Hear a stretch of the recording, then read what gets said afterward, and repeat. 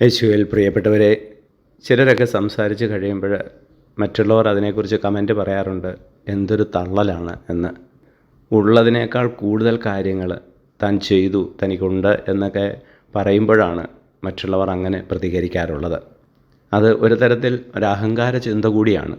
താൻ എന്തൊക്കെയോ ആണ് എന്നുള്ള ഒരു ഭാവം, അത് തൻ്റെ കഴിവുകൊണ്ട് ഞാൻ നേടി എന്നുള്ളൊരു ചിന്ത. ഇന്നത്തെ വചനത്തിലൂടെ പൗലോസ്ലീഹ നമ്മളെ ഓർമ്മിപ്പിക്കുന്നത്, ഉള്ളതിലധികം മേന്മ നമ്മൾ ഭാവിക്കാതിരിക്കുക. കാരണം നമ്മളല്ല അധ്വാനിച്ചത്, നമ്മുടെ ദൈവകൃപ കൊണ്ടാണ് നമുക്കിതൊക്കെ കിട്ടിയതെന്നുള്ളൊരു ചിന്ത വേണം. സമാനമായ ചിന്ത പൗലോസ്ലീഹ കൊരിന്ത്യൻകാർക്ക് എഴുതിയ ലേഖനത്തിലും പറയുന്നുണ്ട്. ഞാൻ എന്തായിരിക്കുന്നുവോ അത് ദൈവകൃപയാലാണ്, ഞാനല്ല, എന്നിലുള്ള ദൈവകൃപയാണ് എനിക്ക് വേണ്ടി അധ്വാനിച്ചത്. ആ ഒരു തിരിച്ചറിവ് വരുമ്പോൾ കർത്താവിൻ്റെ മുമ്പിൽ എളിമയോടെ വ്യാപരിക്കാനേ നമുക്ക് സാധിക്കും. അതുതന്നെ മറ്റുള്ളവരോട് സംസാരിക്കുമ്പോഴും ദൈവകൃപയാൽ എനിക്കിതൊക്കെ ചെയ്യാൻ സാധിച്ചു എന്നുള്ളൊരു ചിന്ത വരുമ്പോൾ അത് ഒരു എളിയ ഭാവമാണ്. അത് മറ്റുള്ളവരെയും പ്രചോദിപ്പിക്കും, അത് മറ്റുള്ളവരെയും കർത്താവിൻ്റെ സന്നിധിയിലേക്ക് ആനയിക്കുകയും ചെയ്യും.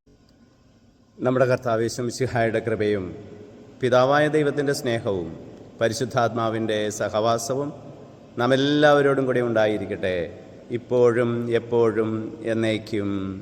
ആമേൻ.